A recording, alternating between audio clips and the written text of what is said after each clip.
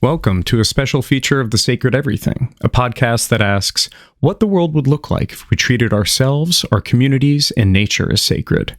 You can look us up anywhere that podcasts are played and learn more at www.thesacredeverything.com. In this video, we speak with Annie Symens-Bucher and Troy Williams. Annie is the founder of Canticle Farm Ecovillage, and Troy is a long-term resident and filmmaker.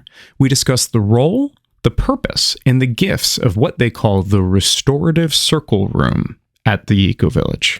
But first, what is Canticle Farm? Canticle Farm is an urban garden, educational center, and community of intention, experimenting at the intersections of faith-based, social justice-based, and earth-based nonviolent activism. We had the chance to visit them in December and see what their amazing place is like. The Restorative Circle Room is a dedicated space for restorative justice circles, where residents can transform the stigma of disputes into a culture of healing. The role of the room is to put on display the all too often taboo art of expressing, listening, and resolving confrontation. Canticle Farm is a working hub of community activities, so you are going to hear a little background noise in this video.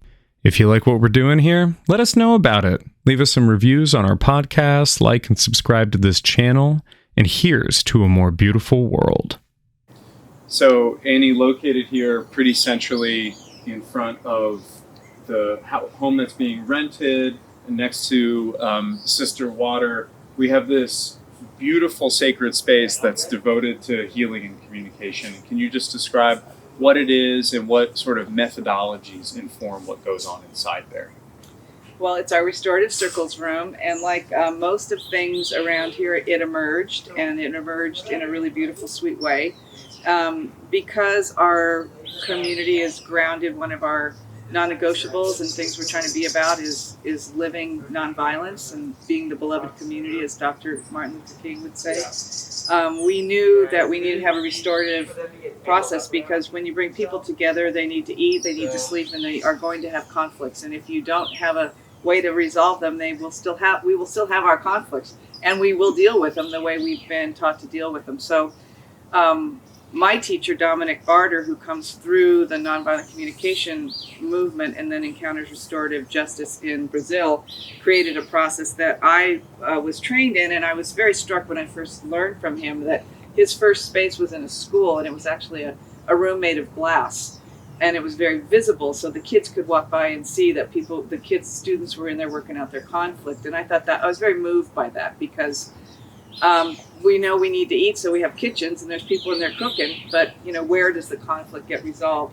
And so this piece of glass was brought and kind of left here lying around by somebody who wanted to do something, and I could never get rid of it. And that door, and then one day someone came who was living here and actually said, could I make this a little writing studio for his wife is Kate Hennessy, the granddaughter of Dorothy Day, Catholic worker movement. I was like, yes.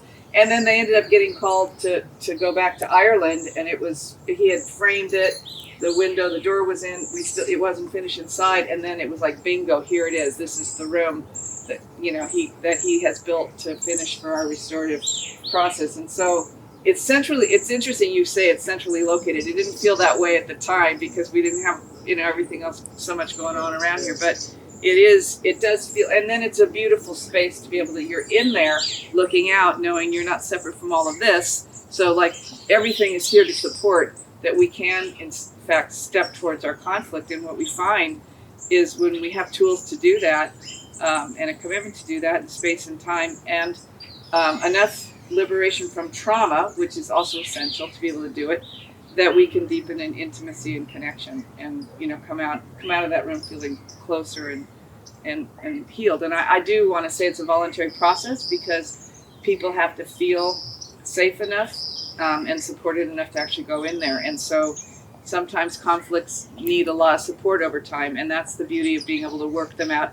in community rather than at a workshop or at a one-off, because we're deepening in our learning to know about each other and our particular traumas and things that set us off, and all the dynamics of racism and sexism and homophobia and all those things, that are part of the trauma. So how we work with that needs to be encased in a sacred place with tools.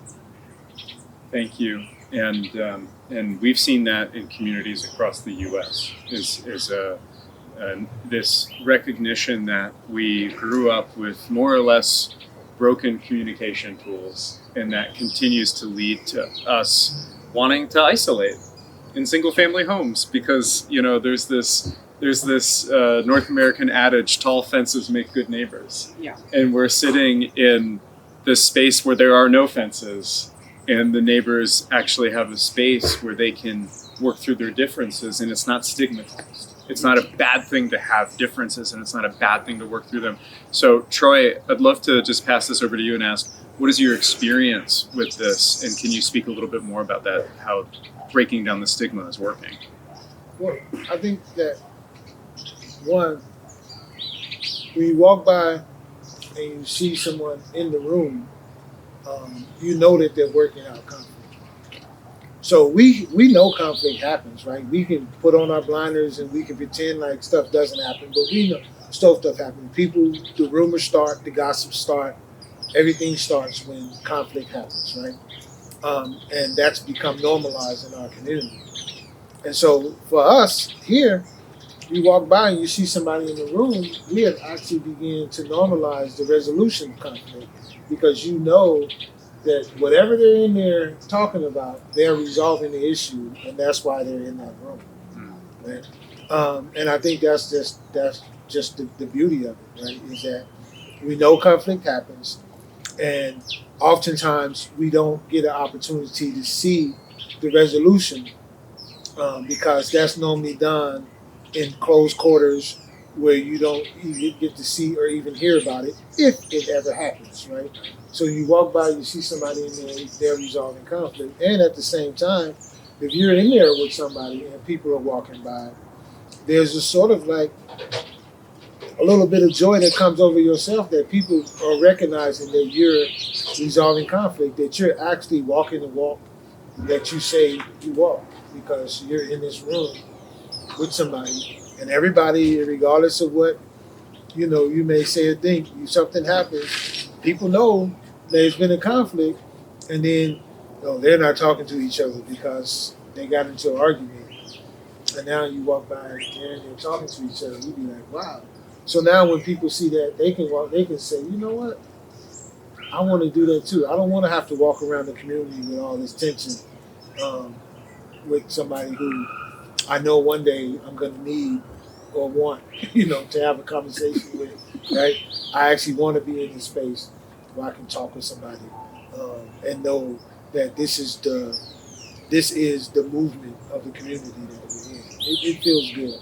It just feels good to be able to do that, to see it, to witness it, and to normalize it.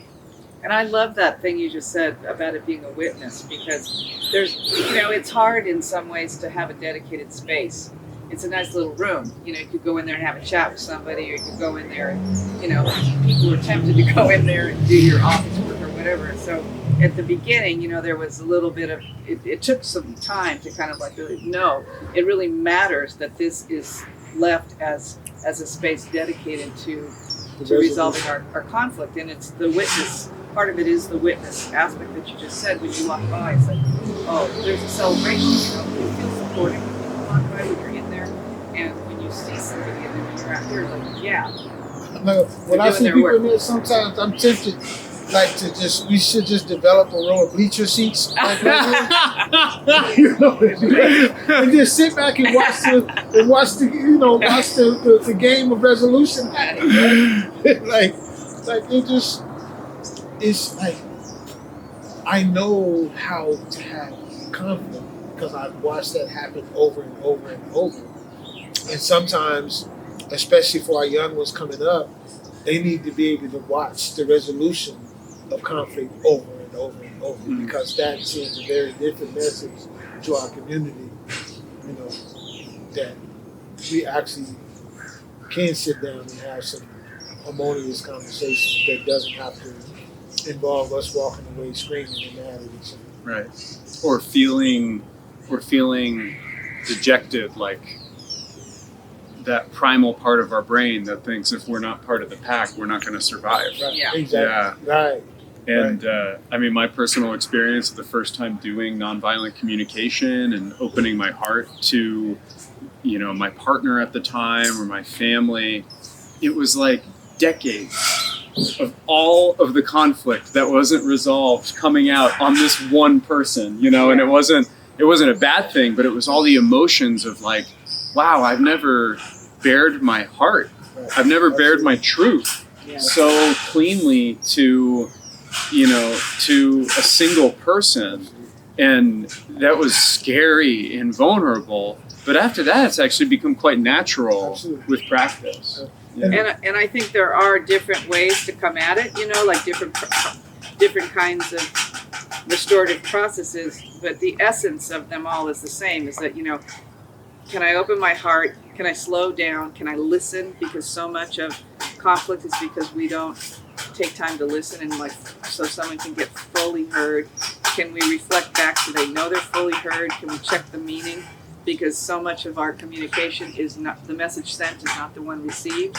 And when we can do that, you know, just even if there's still a problem or ouchy things, to have the experience of being fully heard is so rare that it can really de-escalate a lot of the pain that comes up and the trauma that comes up in relationship. Absolutely. And I was just going to add, you know, is that in addition that nonviolent communication is not just the repeating of steps. Right. It's not, you know, observation, feelings, needs, requests. But if you're not like actually being attentive and actually making yourself emotionally available and being emotionally honest in those moments, then you can actually do even more damage. Right? Sure. So I just want, for the nonviolent community out there, I just wanted to make sure that that part is like echoed as a part of this entire system. Is that bring you fully like to the table, bear witness fully at the table, and then that will provide the connection that I think we all, as social creatures in this world, need and want. Amen.